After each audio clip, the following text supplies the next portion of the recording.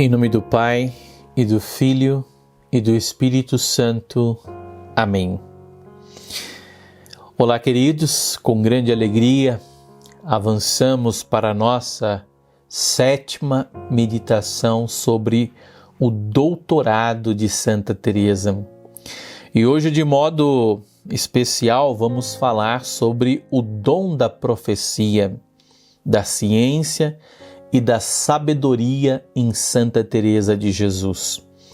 Estamos falando um pouquinho sobre a doutrina eminente de Santa Teresa, como que aquilo que Santa Teresa ensina é capaz de ensinar, é capaz de comunicar a verdade de Deus, seja para os mais simples, mas seja também para os mais avançados na vida de oração e também nos estudos da teologia, dos mistérios de Deus, do conhecimento da sua palavra. Por isso, quando a Igreja reconhece um santo doutor, a Igreja está justamente mostrando que aquilo que ele ensinou, aquilo que ela ensinou, no caso doutora, é capaz de instruir todos os fiéis no seu interior. É capaz de ajudar a todos os fiéis a buscarem, então, de maneira segura, de maneira autêntica, de maneira frutuosa, a vontade de Deus por meio também daqueles ensinamentos. Mas deixo claro aqui que 3 são as condições para um reconhecimento oficial do doutorado de um santo, dos ensinamentos de um santo. A primeira coisa é a sua eminência. Aquilo que essa pessoa ensina tem uma grande repercussão, traz uma novidade, ilustra diversos aspectos da fé cristã, traz uma profundidade capaz de acrescentar, de somar a tudo aquilo que já é a verdade revelada, já é a verdade da fé, ou seja, uma doutrina eminente. O segundo ponto é justamente que essa pessoa seja santa, canonizada pela Igreja, reconhecida no seu testemunho, nas suas virtudes heróicas e, ao mesmo tempo, também uma pessoa que, através da sua intercessão, uma vez que ela goza dessa presença, dessa adoração da face de Deus nos céus, ela pode também, na comunhão dos santos, interceder, ser esse instrumento de Deus para que outras pessoas sejam beneficiadas pela sua intercessão. É o que a Igreja reconhece quando proclama também uma pessoa doutora da Igreja, mas de modo específico também um cristão, uma cristã, um santo devido à sua intercessão, que produz justamente também sinais evidentes da intervenção de Deus, trazendo curas ou trazendo milagres para a vida de uma outra pessoa. Então, a condição essencial para a santidade, ou através do testemunho do martírio. Então, primeira condição, a iminência da doutrina. Segunda condição, que aquela pessoa seja um santo, uma santa canonizada pela Igreja. E terceira realidade é que seja feita por um pontífice, por um papa ou por um concílio em comunhão com ele. Então, são as 3 condições.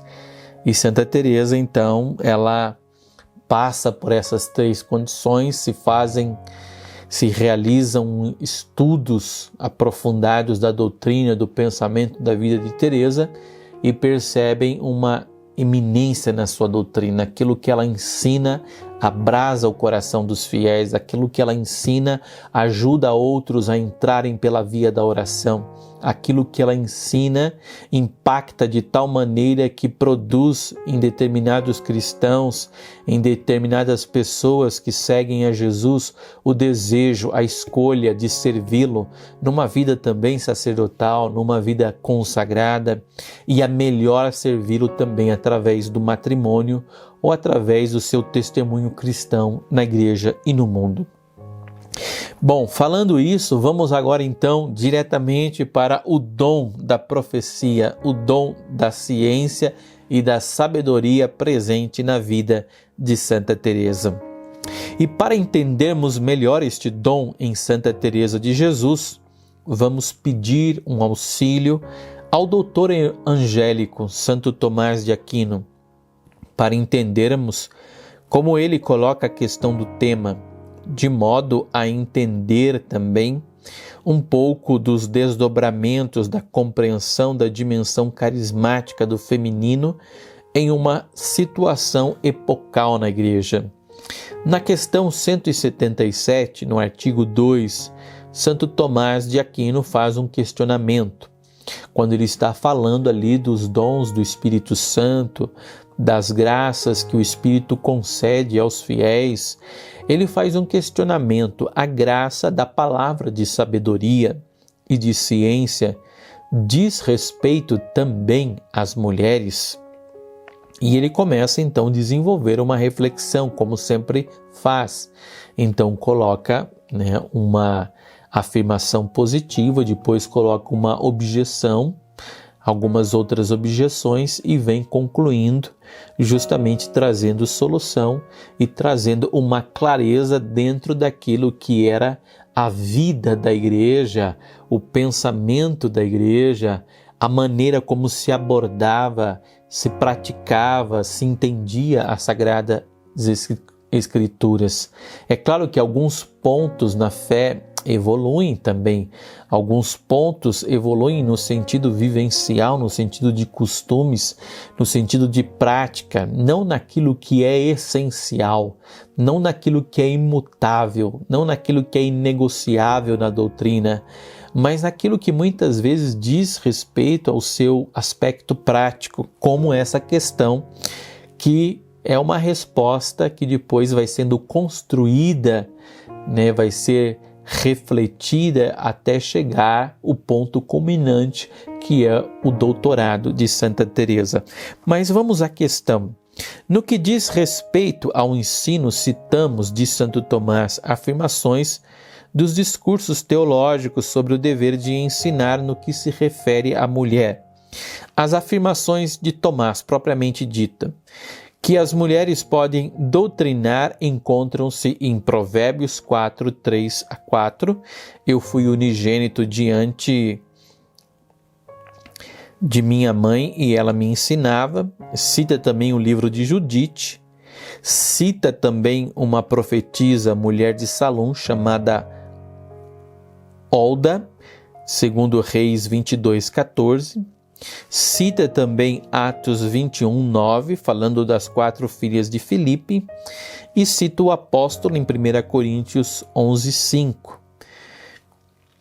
dizendo que toda mulher que faz oração, o que profetiza, então comenta a respeito desse dom na mulher. E também cita 1 Pedro 4, 10, cada um segundo a graça que recebeu, comunique-a aos outros como bom dispenseiros. Em contrapartida, agora vem a contrapartida, cita 1 Coríntios 14, 34, as mulheres estejam caladas na igreja. 1 Timóteo 2, 12, não permito que a mulher ensine. E traz algumas soluções com relação ao uso da palavra nas assembleias e também de modo particular. Santo Tomás diz que o uso pode ser privado quando falamos familiarmente a um ou a poucos, no caso das mulheres, e então as mulheres podem receber a graça da palavra, outro público, quando a palavra é dirigida a toda a igreja, e isto não é permitido às mulheres. Bom, é claro, é um pouco mais amplo as questões e as maneiras como são abordadas a mesma questão, mas a conclusão praticamente é essa. A mulher pode ensinar de maneira privada, e mesmo que ela venha receber algum dom de Deus, alguma palavra de Deus, alguma profecia de Deus, deve fazê-lo, compartilhando ali com os doutores, compartilhando com os responsáveis da comunidade, mas não diretamente, abertamente à assembleia. Então ela pode ensinar desde que seja particular, com os familiares ou com umas pessoas mais próximas, mas não ensinar outro homem ou ensinar na assembleia. Bem, no que diz respeito a esta questão, a doutora seráfica Santa Teresa contribui de modo singular quando apresenta estas inquietações ao próprio Cristo, e este a responde em uma das experiências que ela faz com o Senhor em oração. Teresa traz isso dentro dela. Teresa tem a clareza a respeito desse versículo da Bíblia de São Paulo, que as mulheres devem se calar nas assembleias, mas Teresa percebe que o Senhor se comunica às mulheres e que o Senhor se comunica a ela. Quantas revelações, quantas palavras de ciência, quantas interpretações viam à sua mente, ao seu coração, quando ela lia, quando ela escutava a pregação dos sacerdotes na sua época. Então Santa Teresa percebe que alguma coisa aí precisa ser melhor compreendida. E ela leva essa inquietação. Tudo o que muitas vezes tocava a consciência de Teresa, ela levava à oração, ela apresentava a Deus, ela pedia ao Senhor que lhe desse um esclarecimento. E um dia, ela relata no livro Relações 19, que é um pequeno livro sobre as revelações que ela recebia, e ela sempre escrevia, registrava, e ela registra nesse número 19 do livro Relações, essa experiência quando ela leva essa questão ao Senhor na oração. Estando eu, diz a santa, poucos dias depois disto que digo, pensando se teriam razão aqueles que julgavam ruim que eu saísse a fundar e que achavam que eu estaria melhor se me dedicasse sempre à oração, eis que eu vi, enquanto se vive, o benefício não está em procurar gozar mais de mim, mas em fazer a minha vontade. Então, a primeira parte da revelação, o Senhor deixa claro a ela que o mais importante não é ela ficar gozando da presença dele, das experiências com ele na oração somente, mas que as experiências que ela faz com o Senhor na oração são impulsos, é como que um encorajamento do Espírito para que ela comunique aquela obra, para que ela expanda aquele carisma, para que ela faça brilhar a missão da igreja no mundo, no seu contexto, no momento em que ela mesma vive. Então, o benefício maior não está em procurar gozar mais de mim, mas em fazer a minha vontade. E Teresa percebe que as suas fundações, que o ato dela compartilhar as experiências que ela vive com o Senhor, é um modo dela fazer a sua vontade. É um modo dela cumprir a vontade do Senhor através também desse ministério da escrita e do ensino. Essa sabedoria que Deus está colocando no seu interior. Porém, alguns a criticam. Temos até famosas frases de críticas a Santa Teresa, quando a chamavam de vagabunda, quando a chamavam de andarilha, quando a chamavam de mulher inquieta, mulher que vivia espalhando doutrinas, melhor seria se ficasse dentro do seu próprio convento, Assim se expressavam a respeito de Santa Teresa, Mulher inquieta e andarilha, contumaz, que vive espalhando doutrinas, melhor seria que ficasse dentro do seu convento.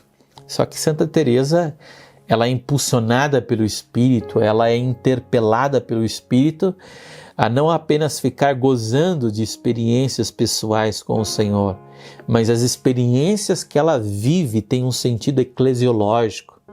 Teresa percebe isso e deixa claro isso em alguns livros, que as experiências que ela faz com o Senhor geram nela um zelo maior pela obra do Senhor, um zelo maior pela própria esposa do Senhor, que é a igreja, um zelo grandiosíssimo pelas almas que pertencem a Ele, pelas vidas que pertencem a Ele. Então ela se sente impulsionada nessas experiências a fazer a vontade dEle, a realizar a vontade dEle, mesmo que essa vontade muitas vezes vá de encontro e afronte outras vontades. A segunda parte da revelação. Parecia-me que já que São Paulo fala do encerramento das mulheres, como me tinham dito há pouco tempo e como eu ouvira, essa seria a vontade de Deus. Disse-me ele: dize-lhes que não se conduzam somente por uma mensagem da Escritura, mas que olhem outras e vejam se porventura poderão atar-me as mãos. Olha só a visão sincrônica que Teresa tem das Escrituras, guiada pelo próprio Cristo. Diz-lhes que não se conduzam somente por uma mensagem da Escritura. Não é apenas recortar um texto da Escritura e dizer, olha, a Escritura diz isso, mas que olhem outras e vejam se porventura podem atar-me as mãos. Quantas vezes Deus quis conduzir o seu povo utilizando também da sagacidade feminina, potencializando essa sagacidade numa sagacidade espiritual, capaz de influenciar líderes, capaz de abrir espaço para que o povo de Deus pudesse continuar andando, promovendo, vivendo a própria lei que o Senhor tinha entregue a eles. Quando nós olhamos para o Novo Testamento, nós vemos trechos maravilhosos onde as mulheres colaboram com o ministério de Jesus. Temos recentemente também Santa Maria Madalena, reconhecida como apóstola de apóstolos, ou seja, uma mulher que viveu a experiência de Deus e que depois comunicou a graça dessa experiência do Senhor ressuscitado. Temos a alegria de ver a samaritana que, após o encontro com o Senhor no poço de Jacó, ela vai e comunica a toda a cidade que encontrou o Senhor e traz toda a cidade ao encontro do Senhor. Ou seja, como Deus muitas vezes quis utilizar-se das mulheres para fazer com que a sua obra pudesse também acontecer no mundo. E Teresa percebe isso. Percebe que não tem como atar as mãos do Senhor atando as mãos das mulheres. E Teresa percebe então que deve continuar fazendo o que ela faz, ensinando, compartilhando os ensinamentos que o Senhor lhe inspira, compartilhando a sabedoria que o Senhor coloca no seu coração e fundando, ou seja, iniciando novas comunidades que são como que pequenos cenáculos dentro da vida urbana das cidades que estavam crescendo naquela época na Espanha. Bem, continuemos. A Faculdade Teresiana em Roma, uma faculdade fundada pelos carmelitas descalços para estudar a mística, a espiritualidade, a antropologia teológica e desenvolver assim pesquisas valiosas sobre também o espírito teresiano, São Joanista. E diversos teresianistas trabalharam durante muitos anos para poder apresentar como a Santa Madre Teresa de Jesus contribui de modo singularíssimo para uma justa teologia dos carismas. E como testemunho da Santa em plena conformidade com a Sagrada Escritura, magistério da Igreja, com os santos padres, e tudo isso enriquecido por dois elementos que caracterizam a doutrina da Santa, seja a fé viva, enriquecida com os dons do Espírito, e a experiência carismática, que faz perceber vitalmente os mistérios da fé, iluminam seu magistério, constituindo um corpo orgânico de doutrina e de experiência. Assim percebe, então, os teresianistas que Teresa ajuda a trazer realmente esse brilho à doutrina da Igreja, ao mesmo tempo que contribui também pelos seus ensinos a respeito da oração a convidar cada cristão a viver e aprofundar essa experiência de Deus. Destacamos aqui como a graça do Concílio Vaticano II e o frescor da doutrina teresiana propõem e auxiliam, indicando uma maturação e um crescimento da graça batismal, dando um novo brilho à triamúnera dos fiéis na Igreja. Sabemos que cada fiel, pela graça do batismo, participa do munus de ensino, de santificação e de governo na Igreja.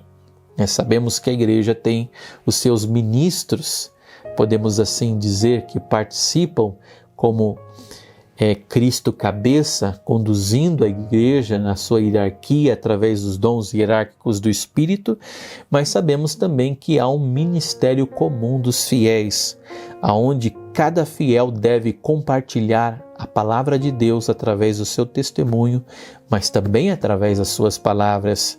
Deve também santificar o mundo, deve santificar também a igreja, unindo seus pequenos sacrifícios, unindo as suas orações, unindo até mesmo os seus sofrimentos ao grande sacrifício redentor de Cristo, e governar também. Todos os fiéis, homens e mulheres, são chamados a servir. Quantas mulheres nós podemos hoje dizer que se encontram em muitos ambientes eclesiais, servindo, seja nas pastorais, seja nos movimentos, e servem também na vida pública, assim como muitos homens leigos, leigas, que testemunham o amor de Deus aonde estão, no mundo da política, no mundo da economia, em ambientes sociais, aonde pelo seu testemunho, pela sua coerência, pela autenticidade da sua vida cristã, ali promovem, fazem crescer o reino de Deus. Então é maravilhoso perceber essa sensibilidade na igreja, de uma maneira mais acentuada ainda, após o Concílio Vaticano II, não que não existisse, mas dar uma atenção, dar um acento maior a esse munus que habita ao coração de cada cristão, de cada homem, de cada mulher, que também for mergulhado nesse mistério da graça batismal, se tornando filho e filha de Deus. Em resumo, é esta mensagem que a igreja, através do Papa Paulo VI, nos apresenta de Santa Teresa de Jesus, doutora da Igreja. Ouçamo-la e façamo-la nossa. Cito agora então um texto a mais da homilia do Papa Paulo VI, no dia justamente da proclamação do doutorado de Santa Teresa, mas de modo bem específico a respeito do ministério das mulheres hoje na igreja. E ele vai dizer: devemos agora acrescentar duas observações que nos parecem importantes. A primeira é a seguinte: Santa Teresa de Jesus é a primeira mulher a quem a igreja confere esse título de doutora. Apesar da severa frase de São Paulo, calem-se as mulheres nas assembleias, pois que não lhes é permitido falar, 1 Coríntios 14:34, o que significa até hoje que a mulher não é destinada a ter na igreja funções hierárquicas de magistério e ministério. Este preceito apostólico foi porventura violado? Podemos responder com clareza negativamente. Na realidade, não se trata de um título que comporte funções hierárquicas de magistério, mas ao mesmo tempo devemos declarar que este fato não significa, de modo algum, uma apreciação menor da sublime missão que a mulher tem no povo de Deus. Pelo contrário, a mulher, ao ser recebida na igreja pelo batismo, participa do sacerdócio comum dos fiéis, que a habilita e obriga a professar diante dos homens a fé recebida de Deus por meio da igreja. Lumen Gentium, número 11. E nesta profissão de fé, muitas mulheres chegaram aos cumes mais elevados até serem, com a sua palavra e os seus escritos, luz e guia para os seus irmãos. Luz alimentada todos os dias no contato íntimo com Deus, também nas formas mais nobres da oração mística, para a qual São Francisco de Sales não hesita em dizer que possuem uma especial capacidade. É luz que se tornou vida, de maneira sublime para o bem e o serviço dos homens. Por isso, o Segundo Concílio do Vaticano quis reconhecer a elevada colaboração com a graça divina que as mulheres são chamadas a dar para a instauração do reino de Deus na terra e ao exaltar a grandeza da sua missão, não duvida em convidá-las igualmente a cooperarem para que a humanidade não decaia, para reconciliar os homens com a vida, para salvar a paz no mundo. Bom, essa é uma parte então da homilia de São Paulo VI por ocasião do doutorado de Santa Teresa. E termino essa 7ª colocação com justamente um episódio da vida de Santa Teresa que ela narra no livro Fundações, onde ela, fazendo a procissão para a fundação de mais um Carmelo em Sevilha, Carmelo esse que a sua fundação exigiu uma perseverança, uma tenacidade, uma coragem, uma ousadia mesmo de Teresa, e que ela levou esse propósito até o fim, e quando consegue então fazer com que se realize essa fundação através também da bênção do bispo Sandoval na época, e que era arcebispo então ali de Sevilha, da grande cidade de Sevilha, ele que tinha sido já bispo de Badajoz e bispo também de Córdoba, ou seja, um homem com uma grande projeção na igreja da época, na vida da igreja da época. No final daquela procissão, esse mesmo arcebispo se ajoelha no meio da multidão e pede a Santa Teresa a sua bênção, porque ela antes também tinha se ajoelhado e pedido a bênção do arcebispo. E quando ela se levanta, o arcebispo se ajoelha e diz: agora eu quero a tua bênção. Ou seja, a igreja local de Sevilha, a própria Espanha, na igreja local de Sevilha, está pedindo ali também a bênção daquela mulher repleta de Deus, repleta do Espírito. Isso acontece no dia 3 de julho de 1573. E eu ouso dizer que também no ano de 1970, no dia 27 de setembro, a igreja novamente se ajoelha e pede a bênção de Santa Teresa como doutora da igreja, para que através dos seus ensinamentos a igreja continuasse a sua missão de viver a beleza, a grandeza do Evangelho de nosso Senhor Jesus Cristo e tudo aquilo que Ele e a Trindade confiaram a essa mesma igreja. Peçamos a bênção de Deus por intercessão de Santa Teresa, e que essas nossas partilhas, esses nossos comentários possam ajudar a cada um dos irmãos e irmãs que os acompanham a terem também no coração esse desejo, serem despertados para essa intimidade, essa proximidade com o mistério de Deus que habita a todos nós. O Senhor esteja convosco, Ele está no meio de nós. Que a Virgem Maria, nossa divina priora e mestra, vos abençoe com o seu divino Filho e nosso Pai São José, em nome do Pai, do Filho e do Espírito Santo. Amém.